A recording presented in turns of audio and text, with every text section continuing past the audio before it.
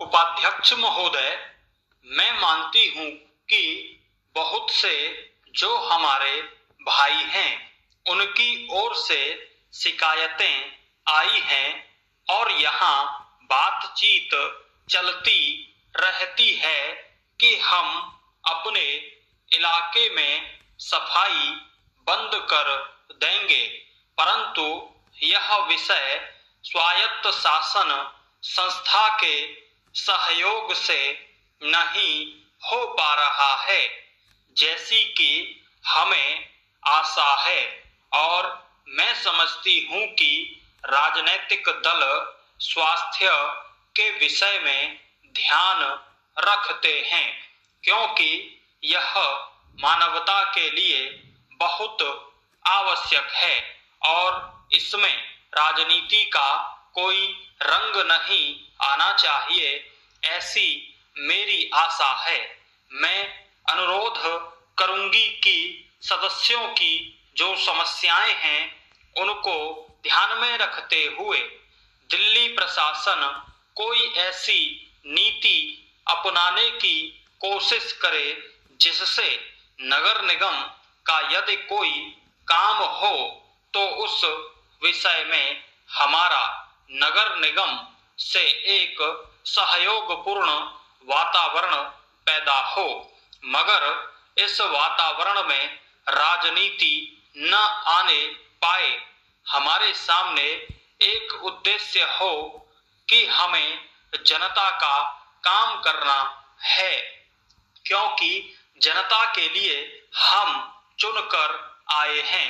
इसमें पार्टी का कोई प्रश्न नहीं है। दूसरी बात मैं यह कहना चाहता हूं कि अनाथ बच्चों के लिए जो इस बजट में प्रावधान किया गया है उनके लिए केंद्र बनाए जाएंगे, तो मैं समझती हूं कि इन केंद्रों के साथ साथ बेसहारा महिलाओं के लिए जो कि समाज से तिरस्कृत हैं, ऐसी महिलाओं के लिए जगह जगह इस प्रकार के केंद्र खुलने चाहिए जहां उन्हें रोजगार सिखाया जाए और साथ ही साथ आर्थिक रूप से स्वतंत्र बनाने की तरफ भी प्रयत्न किया जाए। इस विषय में मेरा एक सुझाव है कि जो बच्चे अनाथ हैं, जो बेसहारा महिलाएं हैं, उनकी तरफ हमारी पूरी कोशिश होनी चाहिए कि जो अनाथ बच्चे हैं, जो समाज से तिरस्कृत हैं, जिनको अवहेलना की दृष्टि से देखा जाता है, उनके लिए केंद्र बनाए जाएं और उन केंद्रों में वह अधिकारी रखे जाएं जिनके संरक्षण में वह कार्य सीखें, पढ़ें, लिखें।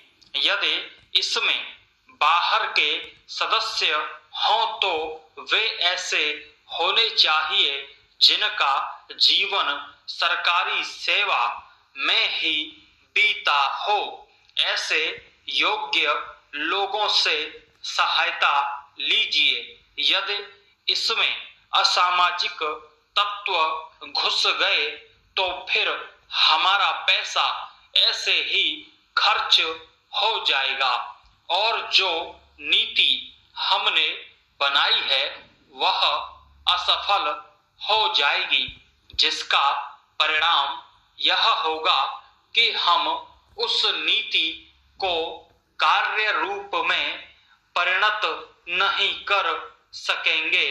इस बात पर कोई मतभेद नहीं है। पैराचेज उपाध्यक्ष महोदय, रूस में भारत के जो मानचित्र प्रकाशित हुए हैं उनमें भारत के कुछ हिस्से को सही तरीके से नहीं दिखाया गया है। इसको सरकार भी मानती है और इस विषय पर कोई मतभेद नहीं है।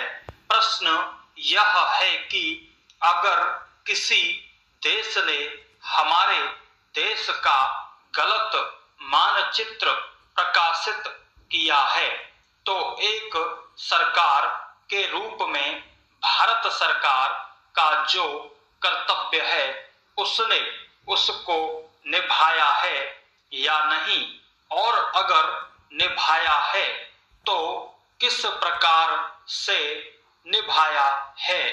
जब भारत सरकार का ध्यान इसमें प्रकाशित उस मानचित्र की ओर दिलाया गया जिसमें हमारे देश के कुछ भाग को गलत ढंग से दिखाया गया था, तो उसने 1956 में ही, जबकि न तो भारत और चीन की सीमा का प्रश्न पैदा हुआ था, इस बारे में रूस ने विरोध किया। इसके बाद भारत सरकार ने लगातार 4 बार रूस सरकार से लिखित रूप से विरोध किया कि हमारे मानचित्र को ठीक से नहीं दिखाया गया है। जिस मानचित्र को लेकर यह चर्चा हो रही है, जब उसकी ओर भारत का ध्यान गया तो उसने जून, जुलाई और अगस्त में लगातार 3 बार अपने राजदूत के माध्यम से और रूस के जो अधिकारी हमारे देश में आए उनसे बातचीत करके रूस का ध्यान इस ओर आकर्षित किया कि उसने इस देश का मानचित्र ठीक नहीं दिखाया है। प्रश्न यह है कि जिस मानचित्र के बारे में हम चर्चा कर रहे हैं उसके बारे में हमें चिंता होनी चाहिए या नहीं।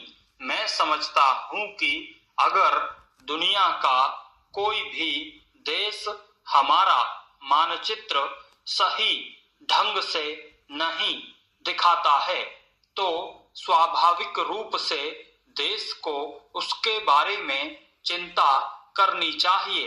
हम अपने कर्तव्य से नहीं चूक सकते हैं, लेकिन जहां तक इस चर्चा का संबंध है, मैं माननीय सदस्य की प्रशंसा करता अगर वह उन समस्त देशों का जिक्र करते और निंदा करते जिन्होंने हमारे मानचित्र को गलत ढंग से दिखाया है।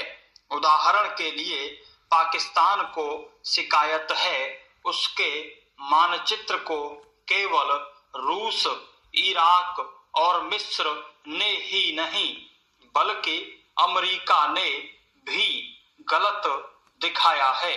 जिस कश्मीर को हम भारत माता का ताज और मुकुट कहते आए हैं, जिसे हम कहते हैं कि वह इस धरती पर हमारा स्वर्ग है, उस इलाके को बिल्कुल उनकी दया और कृपा पर छोड़ दिया गया है।